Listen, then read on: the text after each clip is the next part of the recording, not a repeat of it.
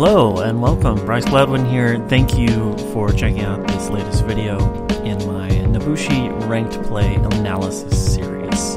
This is the third in the set of matches that I've done so far, and there's some pretty interesting matches in this particular tournament.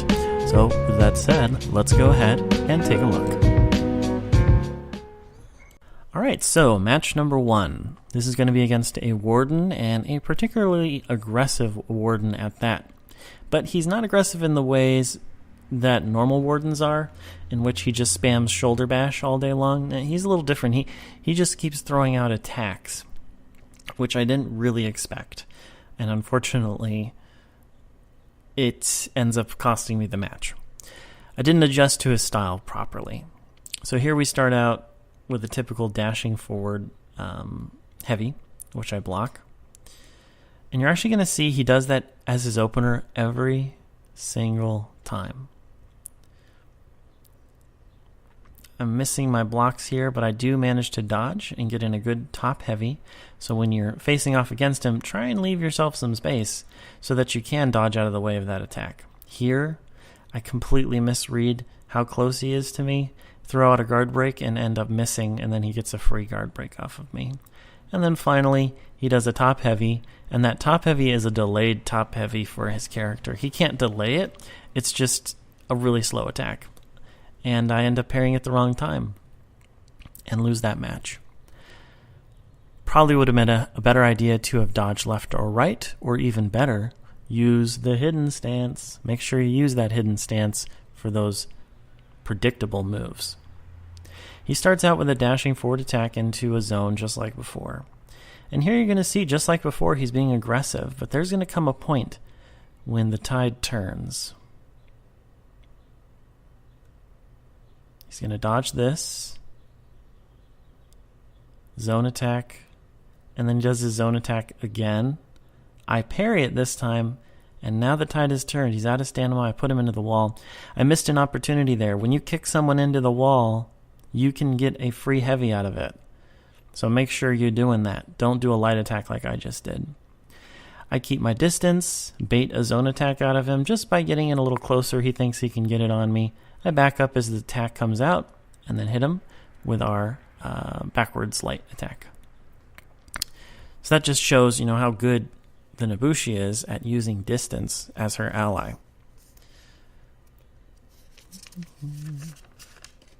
Alright, going on to match number 3.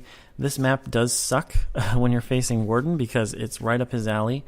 Literally, you're in like this kind of alleyway, and it's harder to avoid moves like his shoulder bash. Here I'm just doing an awful job of parrying his moves, but more importantly, I'm not reading him correctly. When you're facing an aggressive opponent, you can't always be aggressive. You have to be defensive when someone is aggressive. When you get the upper hand, then you can be aggressive. I didn't do that. I just kept trying to attack him, and he managed to get me with his much faster attacks. He does have faster attacks than we do, so you have to respect that. You can't just throw out attacks willy-nilly. You have to say, okay, what can this character do to me right now?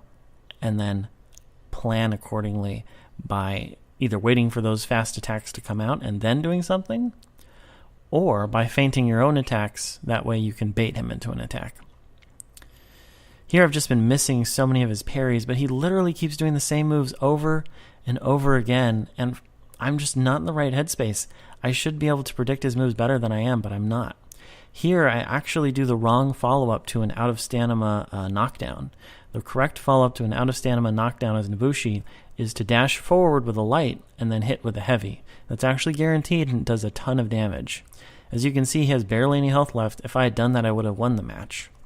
Even worse, I followed up that failed attack with a zone attack and then ran out of stamina. Yeah, so I ran out of stamina, and that ended up costing me the match. Here we have our second match, which is going to be Lawbringer. He's quite a high-level player. Interestingly, his Lawbringer, though, is only Rep 9. Now, this match is going to be a good example of defensive player versus aggressive player. I notice right away he is playing defensively and not aggressively. So I kind of take the initiative in most of these fights. And I'm trying to open him up. I'm trying to feint. I'm trying to hidden stance into certain moves here. You're going to notice me walking towards him during a lot of the match. I'm getting in his face. I can tell that he is not an aggressive player, so that means my role is to be the aggressive player.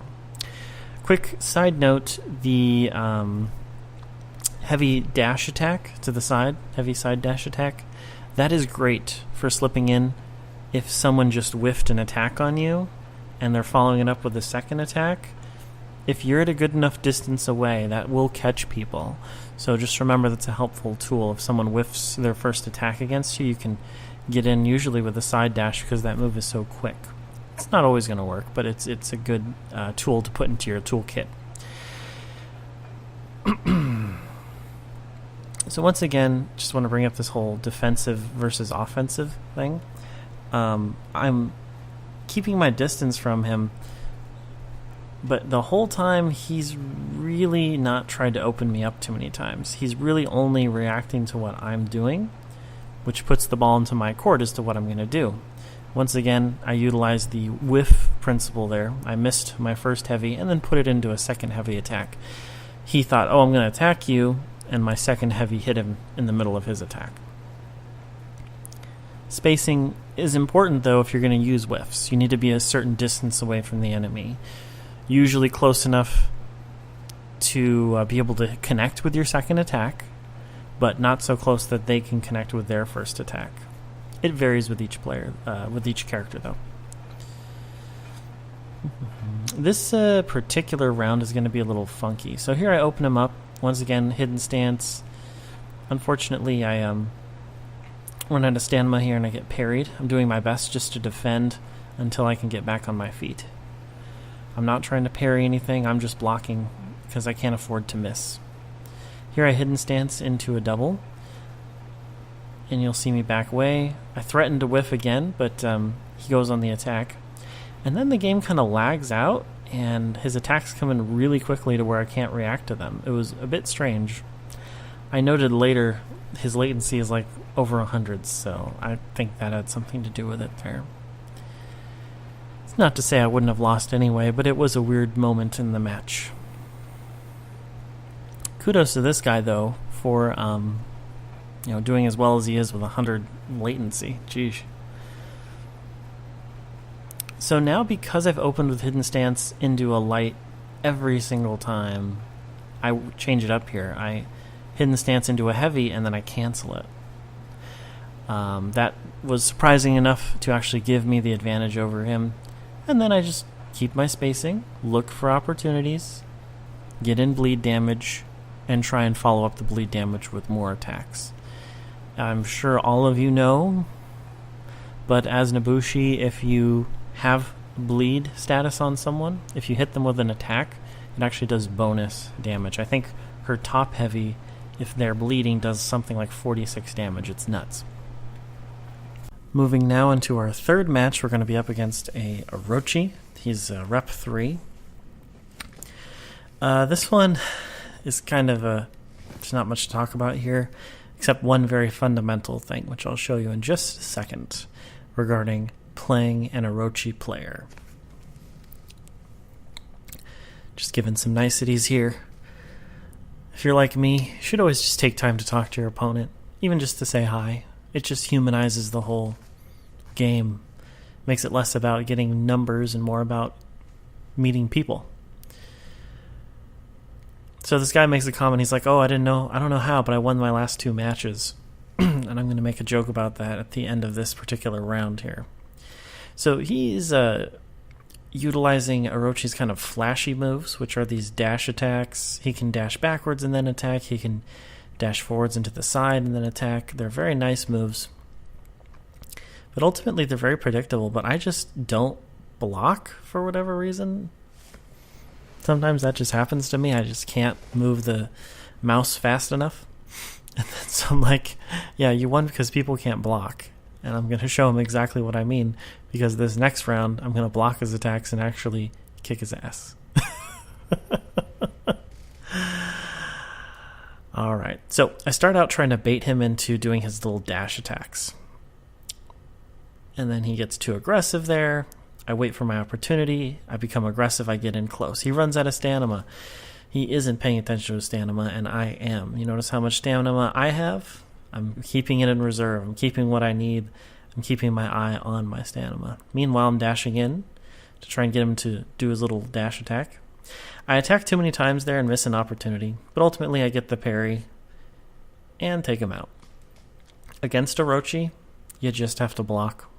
He really doesn't have any ways to open you, so as long as you stay focused on blocking and countering guard breaks, they're actually pretty easy. Now, there are higher level Orochis that are just good at feinting, and then you get sucked into the trap of feeling like you need to parry everything, and then before you know it, you're dead because he's feinted all the moves. You're parrying all the feints, and then he attacks you and just kills you. With Orochi, be methodical. You can't be really flashy against him because he is so quick, he can punish you very easily. Maintain your distance. Try and bait him into an attack, especially dash attacks, so that you can feint your move and then parry his dash attack when it comes towards you. If you look back at this video, I didn't mention at the start here, this particular round, he literally backed up into a wall. I advanced on him, then he backed up into another wall. So it shows his mindset. He's wanting to use dash attacks. He's wanting to use these moves that allow him to evade me. But he's got to get in the weeds with me if he's going to win. Otherwise, all of his moves take too long to connect, and I can just block them or parry them. It's when he's standing right in front of you and then throws out lights. That is when he's dangerous. Not when he's coming at you from a mile away and you can see it. Hopefully this guy will learn that lesson someday, but for right now, he was pretty easy to beat because he just relied on these super obvious moves. He bleeds out, and I win the match, and we say GG. Like I said, talk to people. I run into people who have their chat turned off, which I find weird, but maybe they're on console. Alright, so that match is over. Let's go ahead and get into the next one. Alright, so moving into match number 4, we're going to be against a Warden here, and he's kind of a weird player in that he doesn't do a lot of the typical moves that you'd expect out of a Warden. You don't really see too many shoulder bashes out of him, and he constantly is mismanaging his stamina as well. But one thing this first round is going to be really illustrative of is how to punish someone when they're out of stamina.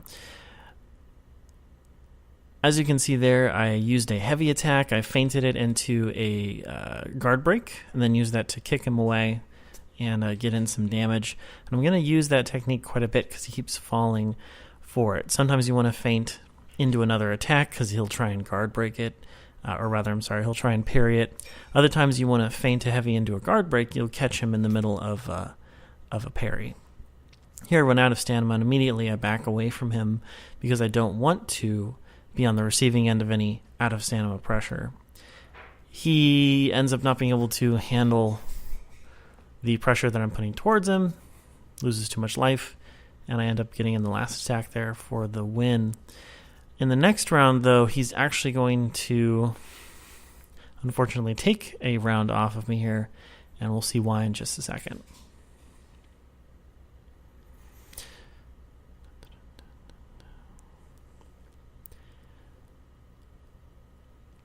So right there, I misjudged my spacing. His heavy attack, when he does a step forward heavy, it actually covers quite a bit of distance. And I managed to miss not only 2 parries, but a third parry as well. What I should have been doing instead of trying to parry his attacks was block and then wait for an opportunity to parry an easier attack.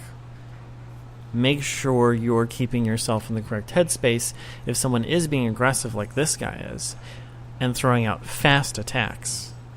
Be patient, just block. Don't try and parry everything. I open up here with a whiffed attack, so I whiff a light and then go into the next 2 chains of the light attack. He doesn't expect it and ends up eating those 2 attacks. I read that he's going to dash, and I manage to dodge to the side in time. against a Warden. It's not impossible to dodge those shoulder bashes. You just have to have your head in the right space. Here I once again miss a bunch of parries, and I shouldn't have been trying to parry. I should have just been focused on blocking and then waiting for a good opportunity to parry his attacks.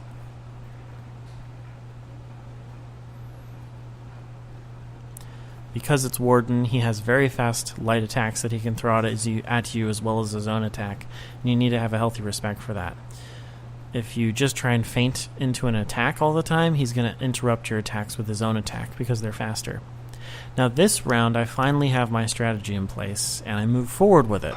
I realize, hey, I don't need to be attacking you all the time. I just need to wait until you make a mistake, and then it's very easy to punish this guy, because he constantly is running out of stamina, and he's throwing out attacks that are easy to parry quite often. Here he runs out of stamina. I managed to get in a few attacks. Notice that I'm not doing the same chain of attacks every time he's out of stamina.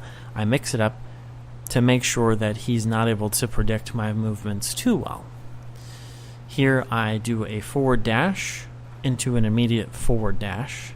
Just so you know, you can chain your dash attacks with a Nobushi. If you do a forward dash, if you hit the spacebar almost at the end of the animation and do another attack, you'll do another light dash attack. Same for the side dashes.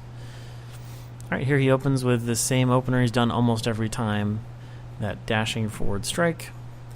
As you can see, I'm waiting for an opportunity, I see it and I take it. He's out of stamina. I'm on him. I'm not letting him get away. I'm feinting attacks, I'm using my kick, I'm staying on him, I'm putting on the pressure. And then right at the very end, I do something that I haven't done the whole match, which is throw out a heavy attack when he's out of stamina and let it go through. I didn't feint the heavy, I let it go through. He didn't expect it, and I ended up being able to take the game off of him. And with that, we were able to win the match.